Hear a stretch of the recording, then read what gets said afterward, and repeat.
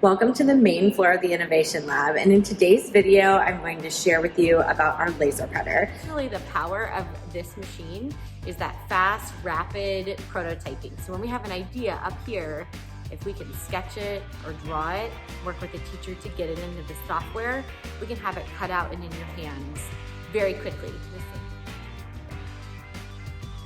This is by and far one of the most popular tools in our entire lab. There are days of the year where I'm running this machine all day long. Our students love to watch it work. Using this machine, we are able to cut through all materials except for metal and glass, and we can truly engrave anything. Some of the most popular materials we use in the lab would be poster board, chipboard, just like cereal box material, cardboard, and of course, our wood supply. Once we prototype designs, tried cutting them out on paper, maybe cut them out of cardboard, and we're sure it's the size and dimension and style we like, we'll take it to this next material, our 1/8-inch thick birch plywood that we buy by the sheet. It's 12 inches by 24 inches. It fits perfectly inside the bed of this machine. I'm going to give you a glimpse of the file I have set up here. I'm using Corel Draw. The Corel icon is this green circle that has a pen looking tool inside of it. When you open up Corel, we've set up our workspace to be the same as that piece of wood, 12 inches by 24 inches. So I can visualize what I'll be able to fit on that piece of wood as I draw and design. These designs are made with a red outline. So I have a bunch of different shapes here. Red is the signal to the computer that these are pieces that are going to be cut all the way through the wood. They're also the width of what's called a hairline, which is over here in my drop-down menu.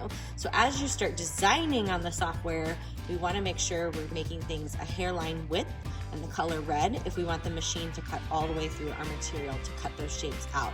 If we just want a message engraved, like my name here, Mrs. Delia, or this puppy dog face I'm gonna put on this keychain. These are good to be black, as you see them here, and that's going to be a signal to the machine to just burn those images in instead of cutting all the way through. When I'm ready to send this over to the laser cutter, I'm gonna print it. It's almost like I could print it to a regular printer, right? I'm gonna come here and choose my printer as Lefty, the name of the laser cutter I'm working with today.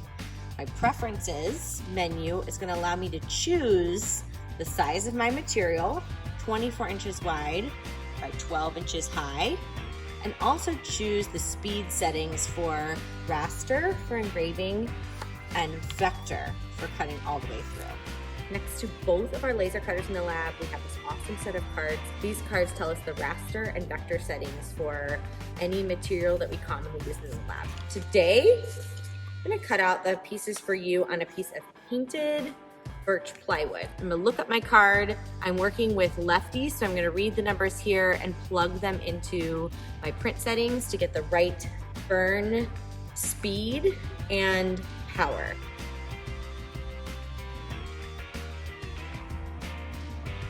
So my laser cutter works by combining both the power of the laser beam with the speed that that laser beam is traveling across the material. So if I have a really low power beam and it's traveling very fast across my material, I'm just gonna get the tiniest little burn, the tiniest little etch. If I have a really high power beam and it's burning very slowly across my material, I'm gonna have a much stronger power going into that piece of material, and it'll probably burn really deeply, not all the way through. So it's important to get the right power and speed settings for not only the material that we're using, but how deep we want our engraving to be, and if we want it to go all the way through the material or just kind of take off the top. My goals today in this project are to engrave away the paint layer that's on the top of the wood, and then also use my laser to cut out the shape.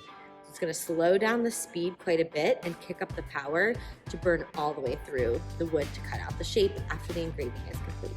I'm going to work with a raster speed of about 85 and a raster power of 100%.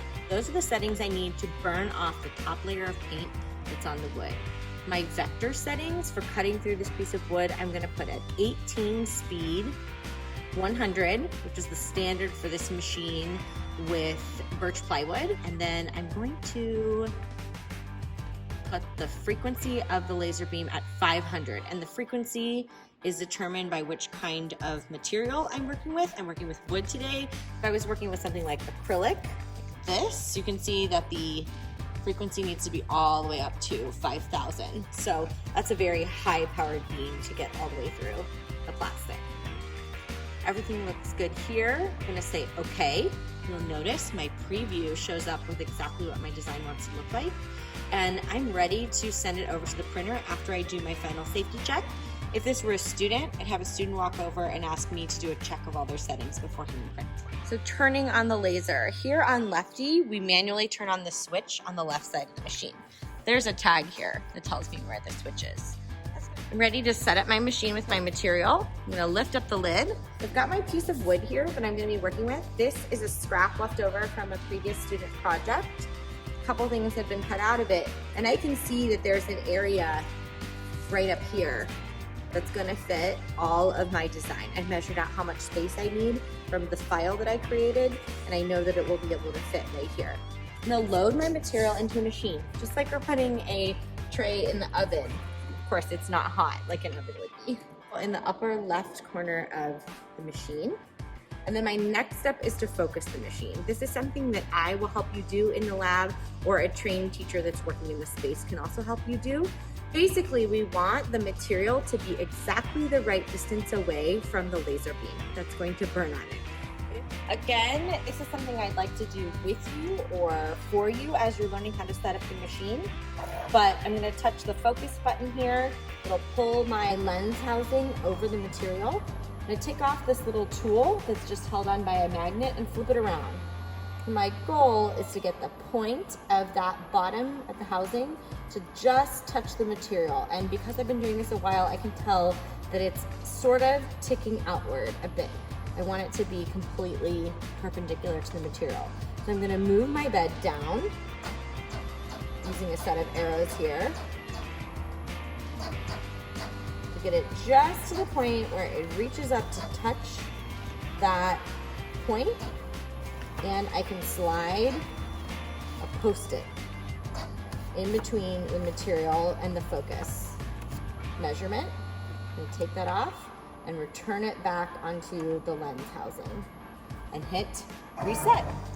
Now that I have my material loaded, I've got all my settings set in the computer, my file is ready to go, I focus the machine, I'm actually ready to print. The final check on all of this is going to be to make sure to turn on my 2 safety fans. The air assist for Lefty is right here on the windowsill. You'll hear that kind of come on, and that is going to run a little bit of air across the surface of the material so that as the laser is burning, the flame is always blowing out. So it's kind of like burning and blowing out, burning and blowing out, burning and blowing out. That's going to just protect any fires from starting inside of the laser cutter. My second fan is here on the table. That's running all of the air from the inside of this machine outside of the building.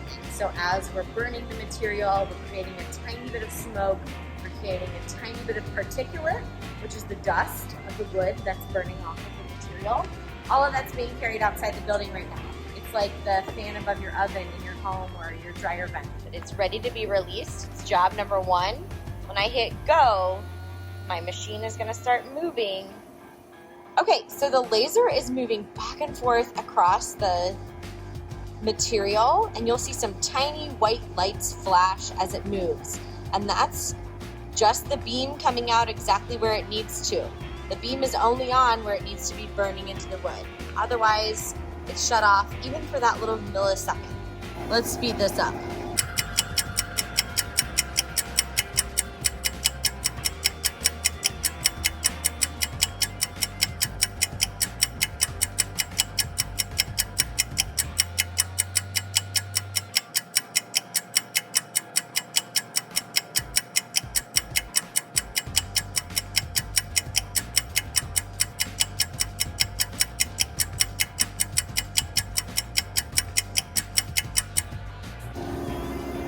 Okay, so my laser is now kicking into a higher power and a slower speed that's going to cut all the way through the wood. And this is now cutting out the shapes that I put around those words. So if you remember, I had a red rectangle around my black design.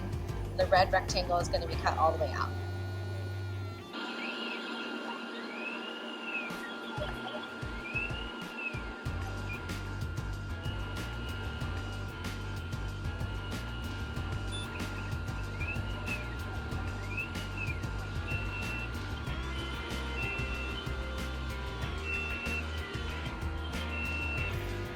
All done. Our machine is all finished cutting. I've turned off the fans. We no longer need them once the machine's done running. I'm also going to turn off the machine just to give it a little break. It makes it a little quieter in here as well. Once this is all finished, it's not hot at all. Again, it's not like it's an oven or anything. The only part of the machine that heats up is that laser beam, and it's reflected off of a series of mirrors. The laser is actually in the very back of the machine, so there's nothing we really need to worry about in terms of temperature. Just gonna lift our piece out. You can see all the holes that were left here from the shapes that were removed. Anything larger than a cell phone we think is usable, and so we save all these pieces. So here we go. I've got my star. Rectangle I cut out for you. Donut looking shape, a circle from inside of a circle, a little nameplate, this little puppy dog keychain, which I'm going to put a piece of yarn on and make into a little necklace for my daughter. If you wanted to use something that was the entire sheet of the whole bed, that's going to take about 45 minutes to do, but something small like this can be done in under a minute.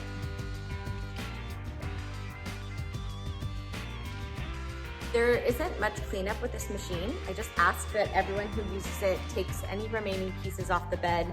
Like I had one tiny little scrap that was left over from that necklace keychain. Take it out of here and leave the lid closed. Every couple of months or so, I will clean the lens, I'll clean the ruler grid, I'll clean the beds, I'll clean out the tray that collects material on the bottom, Windex off the cover just to make these look nice. That's something we do like 3 or 4 times a year in the lab for overall machine.